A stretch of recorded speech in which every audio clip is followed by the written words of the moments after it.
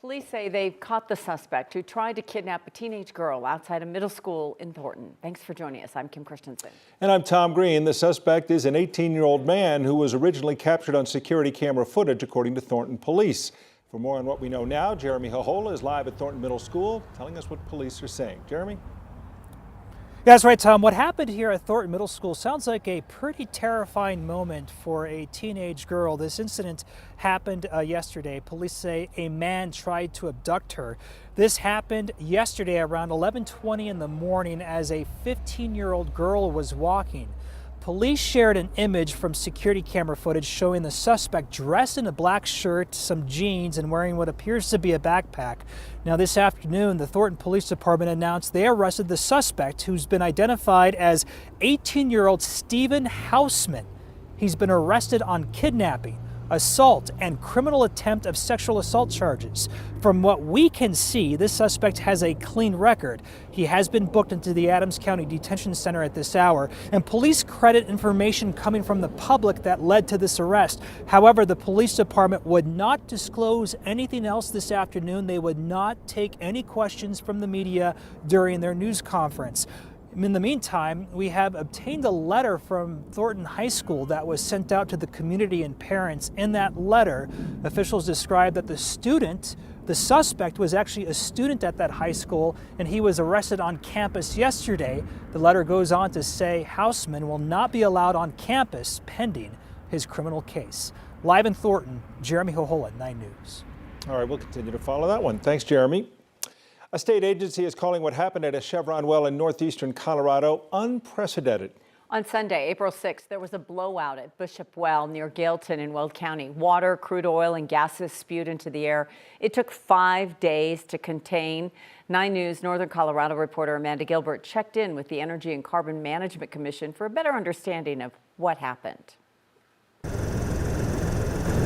For days, this was the scene near Gailton, and about a dozen families like Kiana Cruz's had to evacuate, not sure when they could return. We just want to be home, and we're ready to get some answers, hopefully. The Colorado Energy and Carbon Management Commission oversees and regulates oil and gas production. The commission's giving insight into what unfolded that day. Basically, what happened was a failure of the designed well barriers and a loss of control over the pressure within the well bore. Community Relations Manager Kristen Kemp calls it a blowout. A very rare and unprecedented situation. During the blowout, condensate and crude oil emitted. You can see some of what was emitted in this video shared with us. Kristen says the commission's overseeing Chevron's cleanup.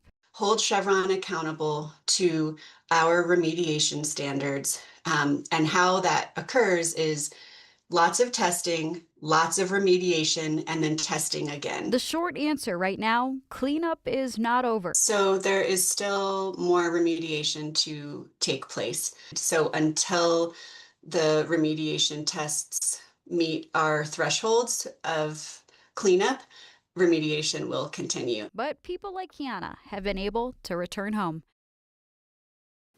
And the commission is constantly updating their online reports on how cleanup's going. We do have that on our website. The agency also encourages people impacted to reach out to them with questions. Amanda Gilbert, 9 News.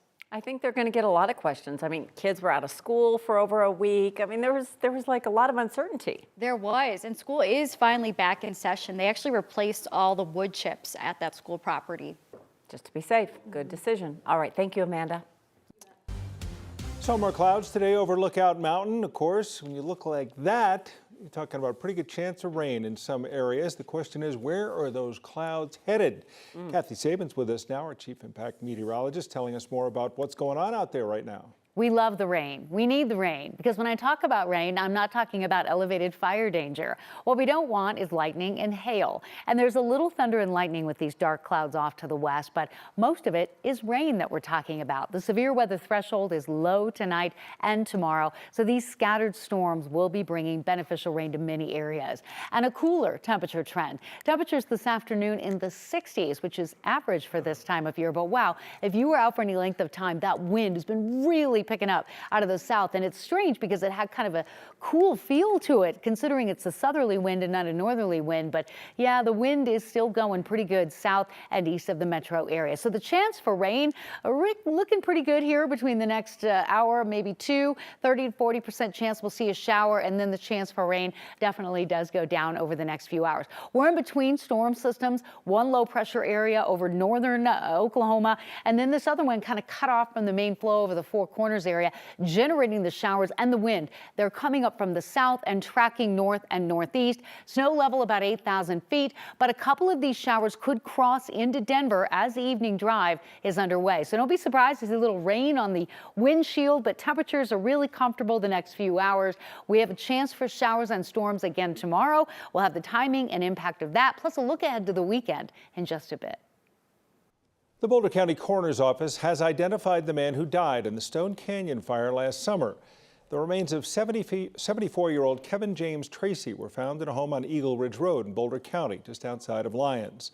Now, officials say there were no viable DNA samples to identify the remains, but based on circumstantial evidence from law enforcement and his family, they believe he was the one who died. The Stone Canyon fire burned more than 1,500 acres and destroyed 5 structures. The cause of that fire remains unknown. A man now faces charges for what Aurora police say was his role in a weekend shooting that killed one person and hurt a second. Police say witnesses told them 32-year-old Brandon Sutton of Aurora fired shots in the parking lot of the Village Green Plaza Shopping Center on Mississippi early Sunday morning. The coroner says 26-year-old Rajan Joseph died from his injuries. The second victim was taken to the hospital. We do not have his condition. Police have not yet released a motive. Mental health providers are stepping in to help after the city of Denver announced plans to cut mental health access for first responders. The city recently announced it will limit therapy to just 12 hours a day, drawing sharp criticism from officers and paramedics who previously received unlimited access to care. 5 local therapy clinics KUSA are reporting are now teaming up to offer free sessions to fill the gap. Therapist Liesl Perez said her clinic couldn't stand by and quickly rallied others to join their effort.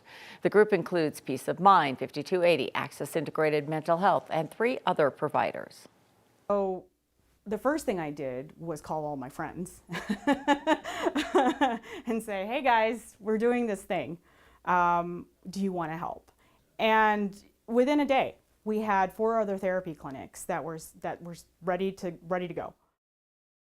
The president of Denver's Police Protective Association told us he's extremely grateful and thankful for the offer and says his appreciation goes out to those individuals.